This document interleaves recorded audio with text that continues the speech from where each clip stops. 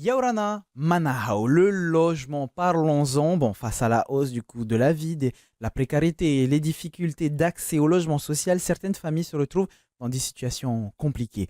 Pour en parler, aujourd'hui, nous recevons deux personnes, à savoir Veyatou Froji, directrice de l'association Rahu Ora, l'AISPF, l'Agence immobilière sociale de Polynésie française, Yarana. Yoranari. Et de l'autre, nous avons Raiteva Réguron, directrice de l'association Aveya Ora, l'AITSPF, l'agence immobilière très sociale de Polynésie française Irana. Yornari. Heureusement, des dispositifs existent pour aider tout un chacun à trouver un toit, à se stabiliser, à reconstruire un avenir serein. C'est ce dont on va parler aujourd'hui dans Manava, votre émission Info Service.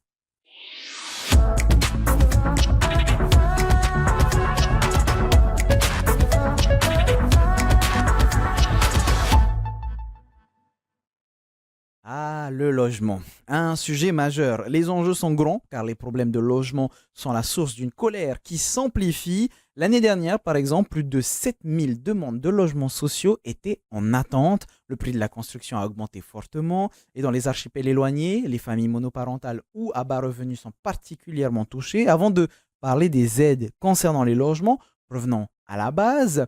Veille à tout. Aujourd'hui, chaque année, on entend parler de cette fameuse crise du logement. Qu'en est-il réellement? Comment est-ce qu'on peut décrire la situation actuelle? En fait, je pense que la problématique du logement a toujours existé et existera toujours, hein. Ce n'est pas une problématique typique à la Polynésie, hein. Simplement, aujourd'hui, avec le coût de la vie, les événements qui peuvent se passer à l'international, fait que le contexte économique actuel complique l'accès au logement pour les familles et notamment les familles à revenus modestes. Justement, on parle de ces familles à revenus modestes.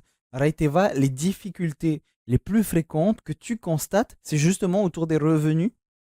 Oui, beaucoup vivent au-dessous du seuil de pauvreté, hein.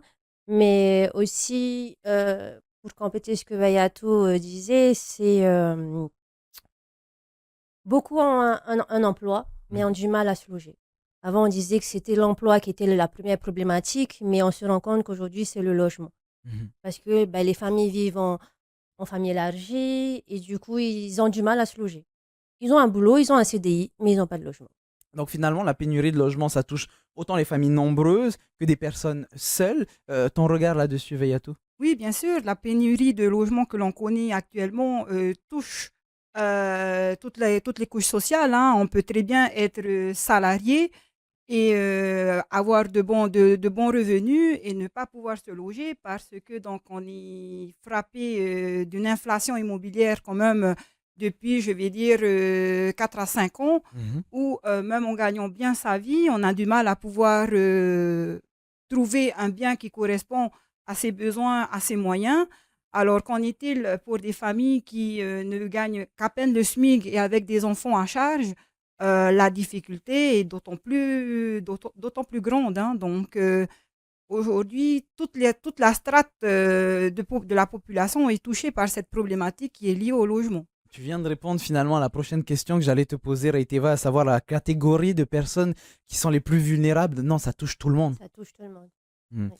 En suivant finalement cette continuité de réponse, est-ce qu'il y a aussi des différences entre les archipels, les îles Tahiti, Moorea, ou si on part dans les archipels à Marquise, Gambier, Tuamotu, etc.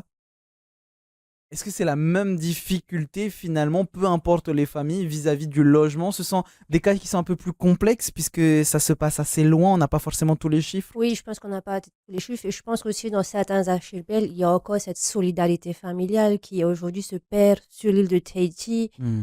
Voilà. Loyer élevé, dépôt de garantie, fiche de paye, etc. Veille à tous ces exigences, ça représente un frein aussi pour beaucoup pour pouvoir se loger. Bien sûr, hein, c'est un frein, d'autant plus avec la cible de personnes avec laquelle nous travaillons. Effectivement, ce sont des familles qui ont des petits revenus, qui ont des emplois, on va dire, stables. Malheureusement, la plupart du temps, aujourd'hui, lorsque l'on souhaite pouvoir louer, on a recours aux agences immobilières, hein, Mhm. lambda.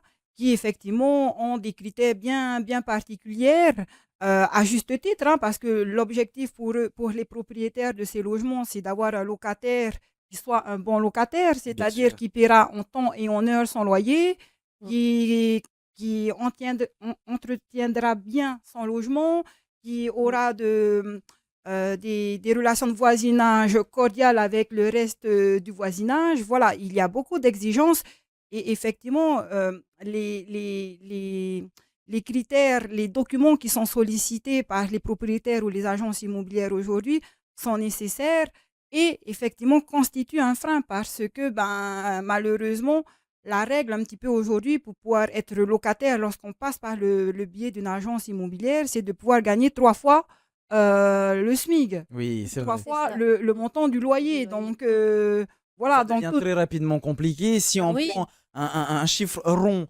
100 000 francs de loyer, ça veut dire qu'il faut au minimum gagner 300 000 francs. exactement. exactement. Ce qui est très complexe. Raiteva, justement, je te voyais réagir à chaque chose que disait Veyatou. Un complément d'information peut-être. Et surtout qu'en plus, il faut rajouter les frais d'agence. Hmm. Donc, du coup, et cette somme, il faut la sortir d'un coup dès l'entrée. Et nos familles, qui sont des familles modestes, ben, ils n'ont pas cette capacité financière.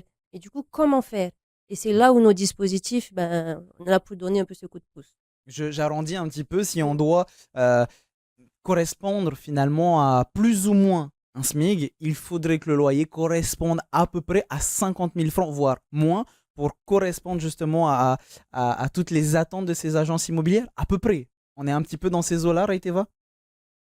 Même, même pas, parce qu'aujourd'hui, franchement, un loyer à 50 000, ça n'existe plus. Oui, oui, justement, c'est là où je voulais Ça en venir. n'existe plus, donc c'est difficile de se projeter sur ça. Mais là, aujourd'hui, même un studio allez, sur papeete Mhm. ou sans moyen de transport, tu es à 100 000. Oui, effectivement. Voilà, tu es à 100 000. Donc, du coup, non. C'est... C'est justement là-dessus, hein, c'était Mm. pour ça que je donnais cet exemple, puisque ces exemples-là n'existent C'est plus. plus. Veillez à tout, heureusement qu'il existe des aides adaptées à chaque personne, dans chaque situation. Avant de rentrer dans les détails, ces aides permettent de faire quoi? De les aider vis-à-vis de ce loyer, de trouver des loyers abordables? Alors, l'objet social de l'association Rahuora, effectivement, est de pouvoir loger des familles à revenus modestes dans le parc privé, locatif privé, hein, Mhm. parce que malheureusement, aujourd'hui, notre opérateur social qui est l'OPH n'arrive pas à construire suffisamment, hein, pour Mm. pouvoir répondre à la demande de ce type de public. Et donc, la Rahuora vient un petit peu pour compléter cette demande, hein, enfin compléter cette attente. Et donc, on est vraiment en complémentarité avec l'action que l'OPH accomplit. Et justement, le mot que j'allais trouver, non seulement complémentarité, mais Raiteva, c'est même essentiel d'avoir ce genre d'aide. Exactement, oui, oui. C'est parce qu'un logement, il y a toute une culture derrière un logement. C'est pas juste accéder, les mettre dans un logement. C'est vraiment se réapproprier cette culture du logement, que ce soit le paiement des charges et Mhm. l'entretien même, le relationnel avec ben, le Le voisinage et voisinage. tout. Voilà. Comme on le disait plus tôt. Alors, de votre côté, Veyatou, sur votre site, hein, il y a écrit, on parle de 5 grandes lignes directives, je vais y arriver, demande, évaluation, logement, suivi, insertion. Pourquoi chaque étape est importante? On va commencer par la demande. Alors, la demande, lorsqu'on souhaite pouvoir bénéficier du dispositif d'aide que notre association propose, les demandeurs, notamment les familles, hein, doivent se rapprocher des services sociaux de la DSFE qui feront l'objet d'une enquête sociale de la part des professionnels, des assistantes sociales. À partir de cela, la demande est transmise auprès de notre association où effectivement là nous avons une première instruction Mhm. avec des rencontres organisées avec les demandeurs pour pouvoir évaluer le degré de motivation parce que vous pensez bien que tout le monde aimerait pouvoir bénéficier de cette aide de ces aides au logement, mais par contre nous sommes là pour pouvoir vraiment évaluer le degré de motivation et de volonté de vouloir s'en sortir. Le troisième point qui est celui du Le logement, logement. tout Donc, simplement. la troisième étape, effectivement, est de pouvoir proposer un logement qui correspond à plusieurs critères. D'abord, à la typologie de la famille, c'est-à-dire qu'il soit une famille de 3 personnes ou de 5 personnes, donc il faut trouver le logement adéquat. Oui, on Ensuite, va pas mettre 5 ou 6 ou 7 personnes, par exemple, Dans à un Eteva, studio. dans un studio. Exactement. Donc, le logement, il faut qu'il soit adapté. Adapté. Ça, peu importe finalement, comment dire, l'association avec laquelle on passe. C'est chaque point sont importants. La demande, l'évaluation, et là, on est sur le logement, c'est bien ça. C'est bien ça. Le suivi, si on continue là-dessus, qu'est-ce que c'est le suivi finalement? C'est le suivi des dossiers. Je reste avec toi, Raïteva, ou tu veux pouvoir y répondre, Veyatou? quand on parle de suivi, effectivement, lorsqu'une famille intègre un logement du parc mobilisé par la ISPF, elle accepte aussi d'être accompagnée. C'est-à-dire que à raison d'une fois par mois, voire peut-être une fois par tous les 2 mois, Mhm. on se rend à domicile pour rencontrer ces bénéficiaires, hein, de manière à prendre des nouvelles, savoir comment ça se Mm. passe, parce qu'auparavant, on aura fixé des objectifs pour lesquels donc les bénéficiaires doivent se mettre, on va dire, en ordre de marche, hein, pour les atteindre, hein. Ça va être quoi ces objectifs si on doit être un Ça peu peut- concret? Concrètement, ça pourrait être dans un couple où juste monsieur travaille, que madame soit dans une démarche de recherche d'emploi. Alors, lorsqu'on va à domicile et qu'à 10 heures, on arrive et qu'on voit que madame nous ouvre la porte et qu'on voit qu'elle vient de se réveiller, à ce moment-là, bon, on se pose un petit peu la question sur le degré de motivation de chercher un travail. Si Oui, à en 10 fait, heures, il faut être proactif dans ce sens. bon, c'est ce qu'on attend, hein, c'est que tous les demandeurs qui souhaitent bénéficier de cette aide, que ce soit de la ISPF, de Rahoura ou de Aveil Aura, doivent avoir une démarche proactive parce que sinon ça ne marche pas. On est dans un système donnant-donnant, c'est pas à sens unique, hein. Bien sûr, et c'est pour ça qu'on intervient sur le dernier point, Raïteva, sur le point de l'insertion. Finalement, il y a une bonne transition avec ce point-là. Oui, complètement. Et Mm. puis, c'est pas juste les mettre dans le logement, mais cette insertion, c'est important parce que ce qui va pouvoir les permettre de trouver leur autonomie. Mm. Donc, c'est l'autonomie financière, mais aussi au niveau du logement. Et là, tu es obligé de passer par l'insertion. L'objectif de nos associations, c'est l'insertion par le logement. Si je grossis le trait, il y a une situation qui est complexe. On va pouvoir les aider grâce à ces aides, mais il faut aussi qu'il y ait un suivi, puisque s'il n'y a pas de suivi, s'il n'y a pas ce suivi, cette insertion, on se retrouve dans une situation qui peut être complexe par la suite, c'est ça? Oui, complètement. Et c'est pour ça qu'aussi, c'est important l'intervention et l'accompagnement de la DSFE, parce Mhm. que c'est pas juste un logement, c'est pas juste un toit. C'est leur redonner une chance Mhm. de s'insérer, mais beaucoup ont besoin de ce coup de pouce. Et c'est pour ça que ce travail de collaboration avec la DSFE, pour moi, c'est plus qu'important, parce qu'un logement sans accompagnement, ça suffit pas. Alors, une erreur classique que les gens peuvent faire avec vous, Reiteva, c'est que puisque vous êtes l'agence immobilière très sociale, bah, finalement, vous prenez tout le monde. Donc, vous acceptez tous les dossiers.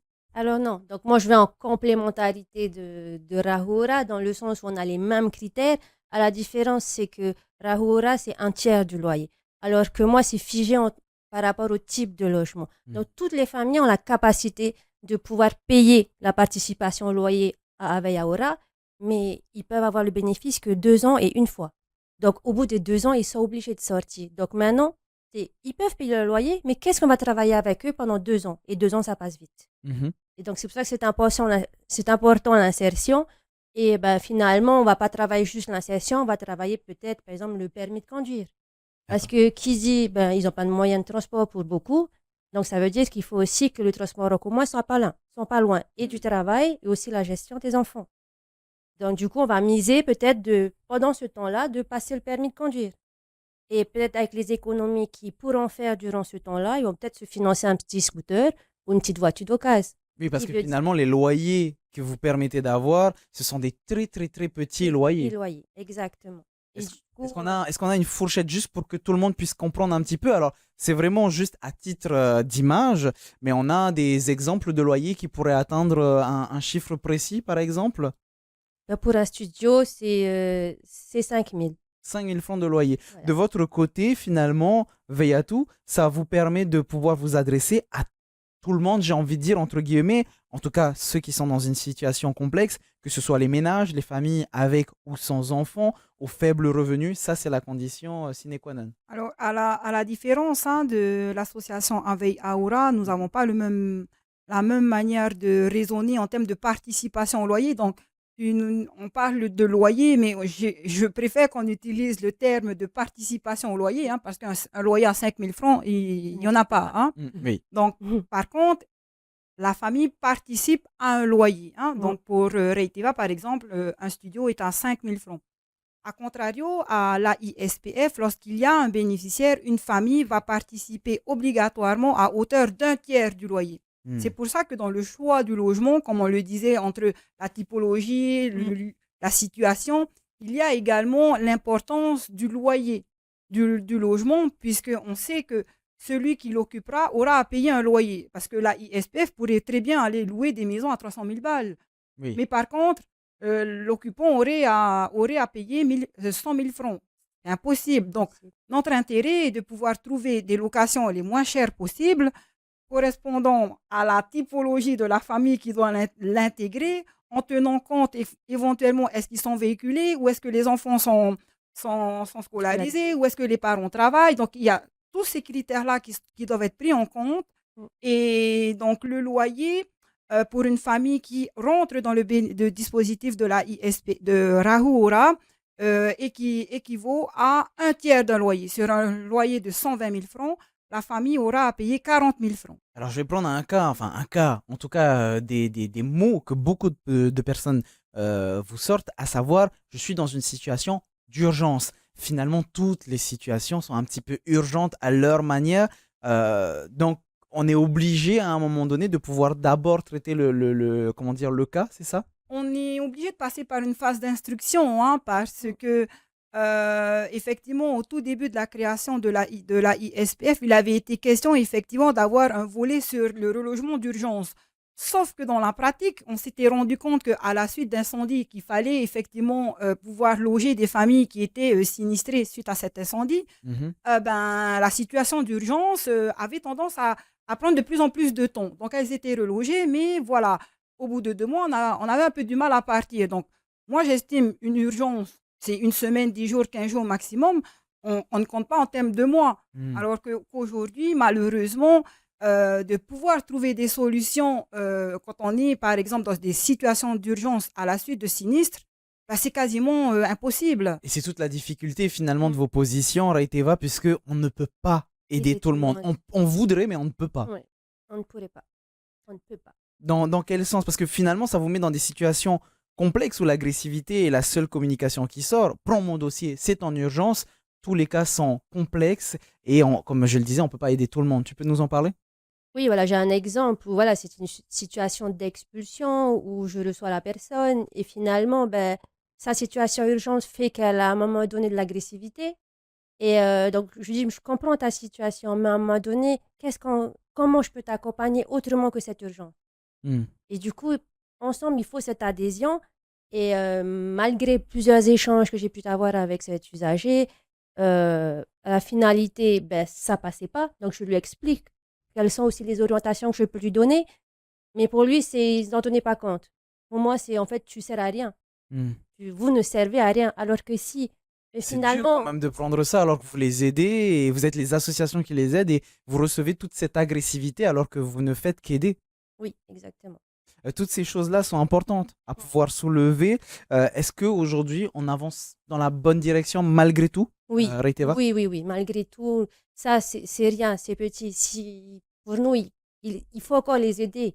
Il faut qu'on continue. Parce que sans notre association, sans nos associations, il n'y a plus d'autres dispositifs. Ne vous inquiétez pas, on vous donnera les différents sites internet pour pouvoir les contacter. Sur la fin de l'émission, Raiteva, il y a de nouveaux défis, pardon, Veyatou, pardon, il y a de nouveaux défis à relever dans les années à venir?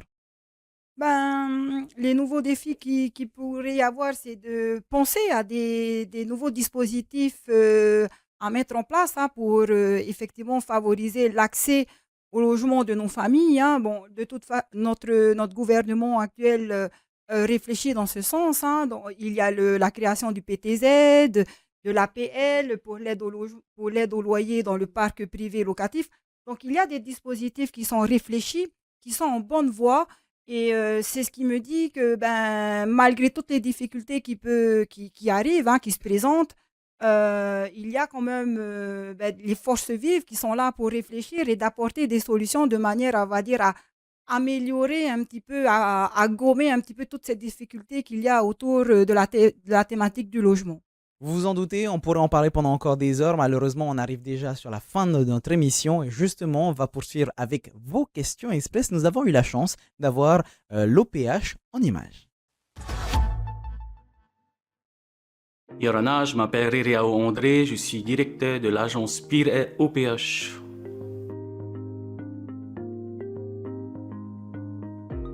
Alors, c'est très simple, il suffit de remplir un dossier demandeur. Pour ce faire, il faut retirer un formulaire officiel auprès des agences, celle de PIR, celle de PAPET et celle de Travao, et bientôt celle de Punaoya. Ou on peut retirer aussi le formulaire sur le site www.oph.pf. Par la suite, on va regarder l'éligibilité du dossier. Par exemple, on ne doit pas être propriétaire d'un logement si on fait une demande de logement. On va aussi regarder les revenus, c'est-à-dire pour de la location simple, c'est 2 SMIC au maximum. Pour de la location vente, c'est 3,5 SMIC au maximum. Ensuite, il existe aussi des solutions pour les revenus supérieurs avec la direction commerciale qui propose des kits en faré OPH ou des kits en béton à des prix très compétitifs. Nous avons aussi la filiale Arana qui propose d'autres types de logements. Lorsque le dossier est complet et éligible, il y a une commission d'attribution au logement qui examine les dossiers en prenant en compte les critères tels que la composition familiale, les revenus et aussi l'antériorité du dossier et l'urgence du dossier. Alors, on a beaucoup travaillé sur ça. On a mis en place les agences, celle de PIR, celle de PAPET, celle de Taravo et bientôt celle de Punaoya pour être toujours plus proche de notre famille, de nos familles, pardon. Ensuite, chaque agence s'occupe d'un archipel. Et nous avons des référents locaux qui sont formés à la constitution des dossiers. Nous faisons aussi des tournées administratives et des missions dans les îles qui sont prévues toute l'année. Enfin, il y a notre site www.oph.pf où on peut retirer un dossier et suivre son dossier. Alors, dans un contexte où le prix du foncier a explosé, où le prix des matériaux a monté, je vais donner un message aux familles de ne pas baisser les bras et qu'il existe toujours des solutions à étudier à l'OPH. Par exemple, si vous avez un terrain et pas de maison, on peut étudier le projet de faire un faré OPH. Si vous n'avez pas de terrain et pas de maison, on peut trouver une solution dans l'habitat groupé. Si vous dépassez les revenus pour bénéficier de l'aide, il y a la direction commerciale qui propose des kits en bois et en béton. Et on a aussi la filiale Arana. Le but étant de trouver une solution pour chaque famille. Comme on vient de le voir, le logement, c'est bien plus qu'un besoin matériel. C'est une condition essentielle pour vivre dignement, éduquer ses enfants et trouver une stabilité. Justement, si vous voulez vous renseigner sur le sujet, ne bougez pas, c'est maintenant. On va terminer avec Rahu Aura, le site, à savoir www.rahuaura-ispf.pf, l'agence immobilière sociale de Polynésie française. Sur leur site, on découvre le dispositif dont on a parlé pendant l'émission, l'accompagnement vers un logement autonome et à loyer modéré. Parmi les éléments pratiques, on y retrouve les coordonnées, le 40 81 26 90 et un formulaire de contact. Il y a même une FAQ pour clarifier les démarches si vous avez aussi des questions. Et puis, on reste aussi sur la deuxième association, Aveya Aura, qui vient en complément. C'est un petit peu la petite sœur de Rahu Aura que vous pouvez contacter au 40 43 53 50. Merci beaucoup de nous avoir suivis. Merci beaucoup, Veyatou, d'avoir été présente, de nous avoir apporté toutes ces informations. Ah, c'est avec plaisir de venir parler de nos activités respectives. Et puis, cette information, si ça peut permettre à des gens, à des familles qui sont en difficulté, d'avoir un petit peu un rayon de soleil, écoute, on aura fait leur journée. Si ça peut vous aider, effectivement, et Raiteva, idem, merci beaucoup d'avoir été présente aujourd'hui. Oui, merci à toi, Ari, de nous avoir invités, nos deux associations. Et puis, c'était aussi l'occasion de présenter Avaya Aura, sur laquelle on n'avait pas communiqué. Et comme tu le disais bien, il faut me considérer comme la petite sœur de Rahura. Merci à vous de nous avoir suivis en espérant que cette émission ait pu vous aider si vous êtes dans des situations complexes. Passez une très bonne soirée sur TNTV. À 18h, votre VAT Maururu Itotato Faririr a Trahoma Parhana.